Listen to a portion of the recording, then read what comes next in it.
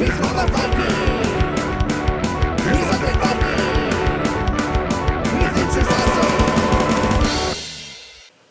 everybody, this is me, Undead Viking. We're here to talk to you about this game. It is called Redneck Invasion. Now, the name is, I think, is cool, and I think it's funny, and I like this artwork, whatever, but bear in mind that this is not necessarily just rednecks. Each player will be playing a group of people that is trying to move into this town and kind of just populate it with the businesses and the cultural buildings that they desire to have in that location. And by doing so, they will earn money and they'll earn points, and then they will attempt to just be the most influential group of people within this little burb, if you will, at the end of the game. So it is a game of area control, it is a game of city building, and it is definitely a game with a ton of negotiation. Lots of games have, like, negotiation is just kind of part of the game. It's the unwritten rule where people are discussing and saying, hey, go do this or go do that, and I'll do this and I'll do that. But this game, it is important that you cooperate with other players, at least for a little bit, so you can actually get help in building up the town before, well, you crush them, if you will. So let me show you how to play Redneck Invasion, and then we'll come back here and we'll talk a little bit more about why I've been having fun playing this one. Alright, awesome. Alright, this is a 4-player game of Redneck Invasion. I'm going to show you how to play. Now, this is going to be a little weird because I didn't set the game up like in play, like if it hadn't been like 2 or 3 turns have gone by. This is what you'd see, or a representation pretty closely to what you'd see when you begin the game. This is the map of the city, and you can see that there are these residential buildings, these houses here, and then you'll see these orange buildings with either a dollar sign or a pillar on them. And those are the neutral buildings that have already been set up on the board. Now, this is what's considered to be the basic setup. This is what the game suggests that you use when you play the game for the first time, but if you want to, add more of these buildings to the board, in further plays, they suggest doing that as well. Up here is the turn track. Each turn this will go up by 1 until you reach this 1 million population. When you reach 1 million population, the game is over, and whoever has scored the most points wins. Depending on how many players, this can start with here with 2, there with 3, and here with 4. Now, since this is like the very beginning of the game, there are multiple things you will do in a game turn. But on the very first turn of the game, it actually has you skip through most of them and just start right off the bat with what's called the Demolition Phase. Now, I'm not going to jump ahead like that. I want to show you exactly how the turns go normally. So just bear with me and understand that as I go through the turn and show you what you're doing, if this was the first turn, or truly the first turn of the game, you wouldn't be starting with, the first step. You'd be starting at step 8, actually. But anyway, so the first thing you do is, at the beginning of the turn, not necessarily this one, because of the fact that we wouldn't do step 1, we start at step 8, is moving this pawn up 1 on the track to show that, the game is getting closer towards the end. Then, each player would draw an event card. You can have up to 3 event cards in your hand, and event cards can be played at any time. Event cards are basically, as you can probably guess, just ways that you can break the rules. Once you have 3 of these cards, if you are drawing a 4th one, you need to use one up before you get that card, because you can't ever have more than 3. But these cards just basically give you a way to break the rules. Choose one business from an opponent that will not generate cash during the distribute cash and mojo phase. You can say you're not going to get any money from that one. Take 5 cash from the opponent of your choosing if the population is 100,000 or less. If the population is 100,000, is greater than 1,000, take 10 cash that opponent. So it's just things, lottery, receive 10 extra cash with the lottery, give you 20 extra cash if there's a lot of people. So there's just things like there that you can use to break the rules. And like, as I said, those can be used at any time. So when there is no, like, like, as far as, like, it can interrupt a person's turn, you just play them as you see fit. Now, after you've gone ahead and collected that, you're going to go to what's called the elections phase. Now, over here you're going to see there's the city council section. Now, the city council section is very important because the number of your pawns that get placed in the city council will determine how many building permits you get. And you need building permits to obviously build stuff. So what happens is that each person will secretly write on. Each person is going to get a scoring card like this, and what they're going to do on the back of the card, what they're going to do is they're going to write a number down as far as the money that they have, and they're going to write down how much they are willing to donate to the election. Basically, you're bribing people or trying to get your people on the city council. Everybody reveals that at the same time. Whoever donated the most cash will get this spot, and then they'll take their pawns. So if blue donated the most cash, you take these three guys and you'd put them on there like so. And then with the next person, what would happen? The next person's cash, you'd fill out that. So if green was next, they'd fill out like so. And if red donated the next most, you'd go like this. And then that would be it. Now you can see yellow is kind of left out in the cold in this situation, unfortunately. But luckily, if yellow had the most points, if they had the highest level on the mojo scale, which goes around, that's what this bottom is. So if yellow had the most points at that point, they knew that, they knew they're going to have these 5. They go ahead and place those 5 down like that, and then just filling it out. So let's say green is over here, and then red is here, like so. So maybe that's why blue donated all the money, because they knew that they were behind, and so they had all those, they wanted to get to the level. And so then you count up how many pawns you have in this area, and that's how many building permits you'll get to use to, build buildings. Now, if 2 or more people tie for the campaign donations, those seats will be evenly distributed between the 2 people. So, say if the second and third place both donated the same amount, you would give 3 and 3 instead of having one person 4 and one person 2. You'd give 3 and 3. You have to donate to get something. You can't donate 0, and then maybe 3 people donate 0. You can't get anything if you donate 0. You have to at least donate 1. And then, if there aren't any, that if for whatever reason you don't get donations, you would fill up the empty spots with the neutral people to show that those slots are taken, and so you wouldn't leave them empty. And then with the cash or the donations based on Mojo, the same thing applies. If things are tied, you divvy them up evenly. If you can't, any open spaces will be given to the neutral spots as well. So then as I said, you give out the building permits, and then you're going to determine the turn order, which is down here. Now at the beginning of the game, you just randomly pick them and put them in there, and then that's how it's done. But the turn order is based on the number of the city council seats held. So in this case, blue has 6, green has 7, red has 3, and yellow has 5. So green would be first, and then we go to blue with 6, and then yellow with 5, and red with 3. And so then you determine the turn order like so. So now you are going to demolish on the board. Now there isn't anything, I'll show how this works, but remember there aren't any player-created buildings on there just yet. But you demolish the lowest value non-residence that's on the board.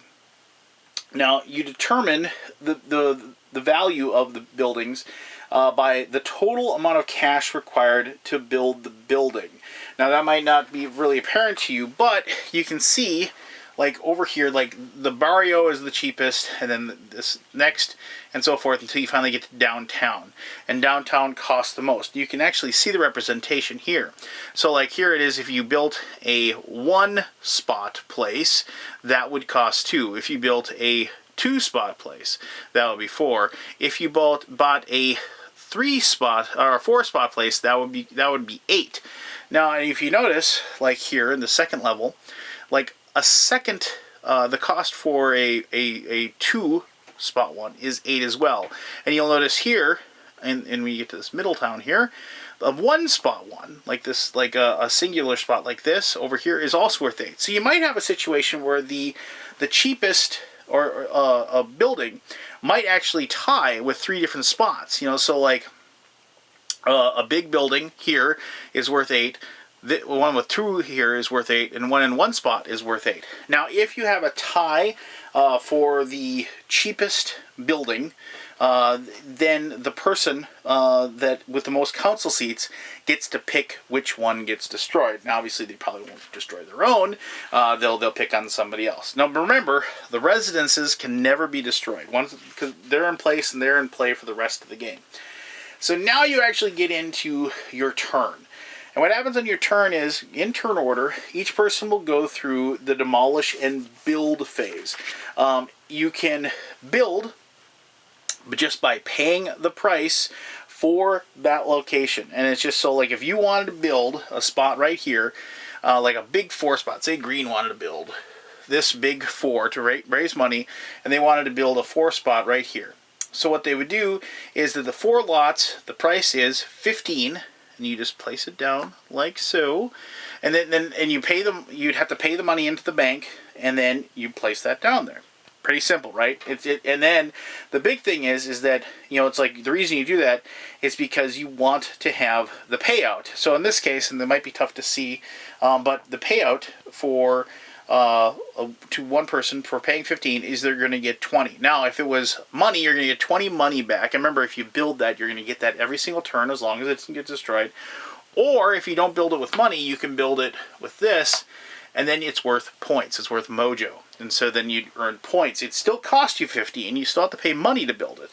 But you would still, you would earn mojo during the collection phase, not money.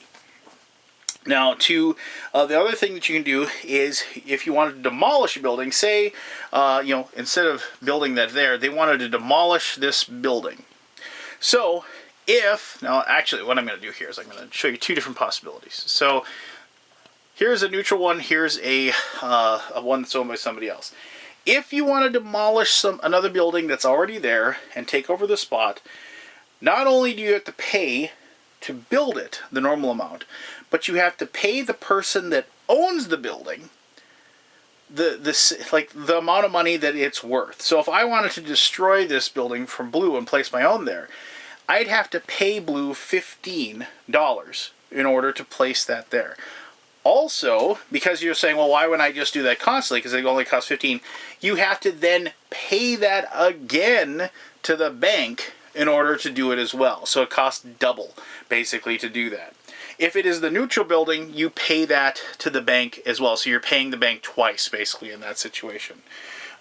You also have to give, you have to pay the bank a building permit for each spot. So this one, it costs 4, and then and this is building anything. So if you're building a 4 spot, you have to pay 4 building permits. If you're building a 2 spot, 2 building permits, so on and so forth. If you're demolishing a building, you can't demolish it with a smaller building. So you couldn't go here and say, with like one of these small buildings, you couldn't say, I'm going to demolish your building and I'm going to replace it with this little 2 spot.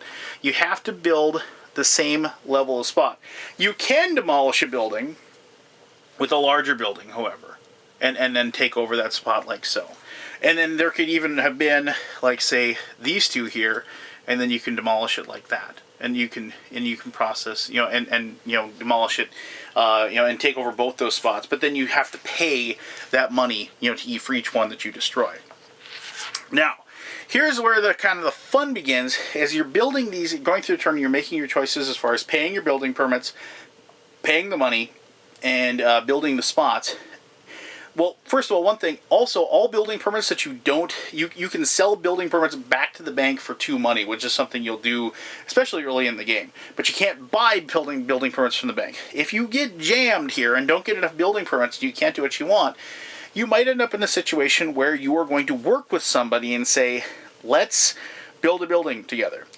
I'll pay all the money, you pay the building permits, and, we'll place this building here. And at any time, you can have any kind of open negotiation. You can sell building permits to other players. You can change those around, and you can work with each other. That's where the negotiation, the real fun part of the game begins. And whereas, if somebody starts getting ahead, then you have a situation where people will work against them, to try to bring them down. But remember, of course, there can only be one winner. So once you're done, everybody... Oh, and one last thing. You can expand, which is pretty simple. If, like red here, had a like one building here, you can build in the next spot and you can expand that out to here, like so. Now, and then you could expand with another 2 and then build it into a 4. You just pay the extra cost, and then you don't have 2 buildings there. You just build and then create a bigger one. Now, the thing is that you can't build a 3-spot level. You could build on one turn that to add to it, and then the next turn you could build one here, and then that would increase to a full 4, like so. But you know, that's how you expand, and you just so you can slowly but and surely incrementally increase the size of the buildings that you have. So after everybody's taken their turn, you go through the turn order. Then you distribute your cash and your mojo, and then you just figure out everybody who owns a building. You figure out, you know, what each one's worth. So like this one, you know, it's worth culture, it's worth mojo, it's a single payout, and so it's worth, you know, 40. So they would take those points and they add them up. This one, because it's the fact that it's split up, then you'd see it's a 4-spot. There's 2 people that built it together. The single payout is 80, but the dual payout is 40. So each person would just get 40 in that situation. And so, and I should mention that if you demolish, like somebody's like that's dually owned by 2 people, then you do have to pay. You take what the normal payment would be, so like the cost is 60, and so you'd have to pay 60. You'd pay 30 to each player, not 60 to each player. But that's pretty common sense, but I wanted to make sure that's how it works. So you total up the number of points that you gather and the amount of money. You get all that, and then you just reboot and start the next train. And then you decide how much you're going to donate and do the whole process over again. And slowly you just build up the city and just right to those buildings and build it up and break it down and so on and so forth. Now I should mention that the game actually did go to the trouble, because obviously it's kind of, it's Redneck Invasion, you might wonder where that comes from. Well, the whole idea is that there's these different groups of people that are here. So like, it's the preppies, and then the hipsters, and of course like the rednecks, and the soccer parents. So, you know, you have, you know, and the cool thing is that I like how the businesses, if they build a business, so like one that earns money, it's a daycare, if it's them themselves. But if they worked with the rednecks, it's an SUV dealership. And if they worked with the preppies, it's a mall.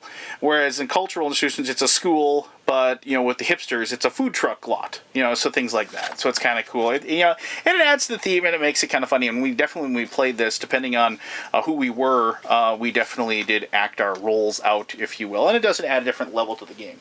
But there you go. The game is obviously area control with a lot of negotiation and a lot of gang upsies, if you will, if you're doing too well and the other players want to drag you down. But I actually found that to be a lot of fun.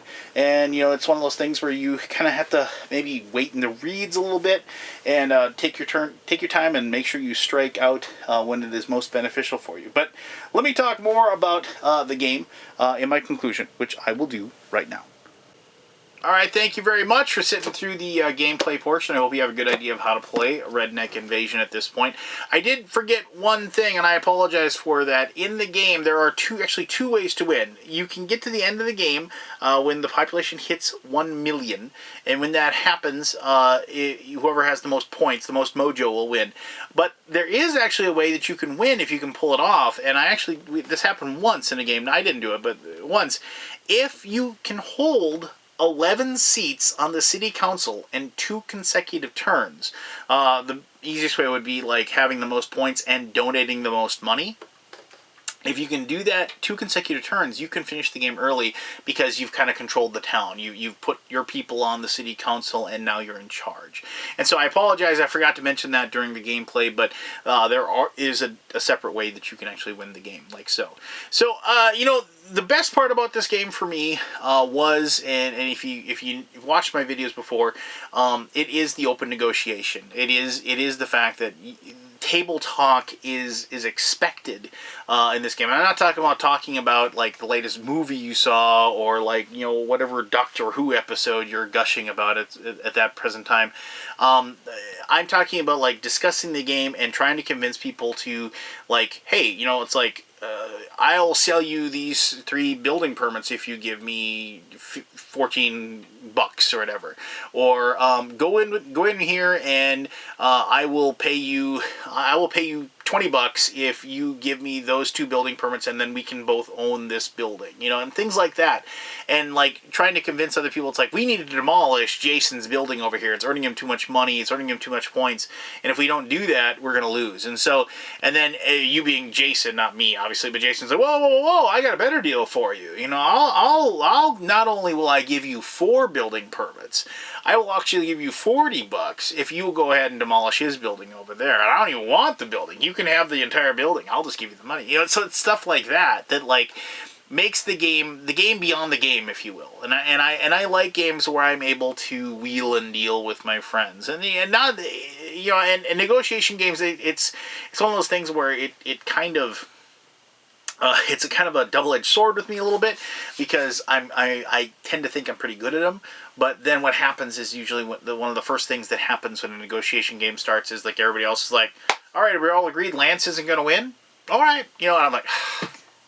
But regardless, I love the theme about this. I love city building games. It kind of, you know, I remember when I first saw it, I was like, huh, Urban Sprawl, which is one of my favorite games. But obviously this has almost nothing to do with Urban Sprawl. You know, the game has it's a little tongue-in-cheek humor. It doesn't take itself too seriously, but hiding under this facade of the theme and the artwork and everything like that make it look like it, you know, isn't taking itself very seriously. It's a pretty serious game. It's a very challenging game. It's a very very fun game to play. Especially, like I said, you enjoy being cutthroat. You enjoy working with your friends and then stabbing them in the back, kind of thing. So, if you're looking for a cool city building game, yeah, I mean, I don't know how many city building games with negotiation and backstabbery are out there, but if you're looking for something like that, you know, kind of along the lines of, like I said, Urban Sprawl, but, you know, but Tammany Hall, maybe a little bit even, you know, something like that. I mean, I dig the theme, I dig the way it looks, and I really had a lot of fun playing this with my friends. Lots of laughs, lots of cursing, lots of oaths of revenge, that sort of thing. So, there you go. If you have any questions about Redneck Invasion, please ask away. I'll be happy to answer those to the best of my ability. I greatly appreciate, as always, you taking the time to watch this video. And until next time, I am the Undead Viking, and I'm telling you to have yourself one heck of an awesome day. Alright, bye-bye now.